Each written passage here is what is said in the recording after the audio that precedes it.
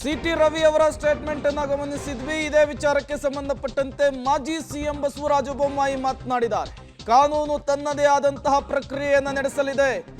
ಕಾನೂನಾತ್ಮಕವಾಗಿ ಪ್ರಜ್ವಲ್ ರೇವಣ್ಣ ಶರಣಾಗಿದ್ದಾರೆ.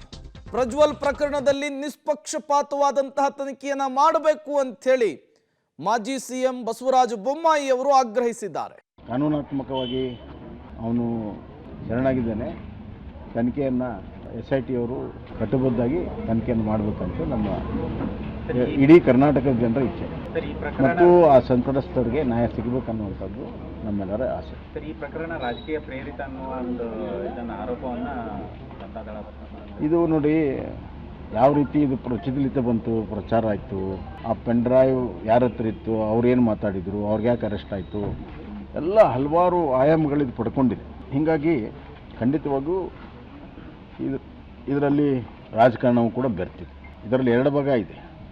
ಒಂದು ನಡೆದಂಥ ಒಂದು ಘಟನೆ, ಆ ಸಂತ್ರಸ್ತರದು ಅವ್ರಿಗೆ ನ್ಯಾಯ ಕೊಡುವಂಥದ್ದು, ಯಾರು ತಪ್ಪು ಮಾಡಿದ್ರೆ ಶಿಕ್ಷೆ ಮಾಡುವಂಥದ್ದು ಒಂದು ಭಾಗ ಇದ್ದರೆ, ಇನ್ನೊಂದು ಕಾನೂನು ಪ್ರಕಾರ ಇಂಥ ವಿಚಾರಗಳನ್ನು ಪ್ರಚಾರ ಮಾಡೋದು ಕೂಡ ಕಾನೂನು ವಿರುದ್ಧವಾಗಿದೆ. ಆ ಆ್ಯಂಗಲಲ್ಲೂ ಇದು ಮಾಜಿ ಸಿಎಂ ಬಸವರಾಜ ಬೊಮ್ಮಾಯಿ ಅವರ ಹೇಳಿಕೆ ಪ್ರಜ್ವಲ್ ರೇವಣ್ಣ ಅವರ ಬಂಧನದ ವಿಚಾರಕ್ಕೆ.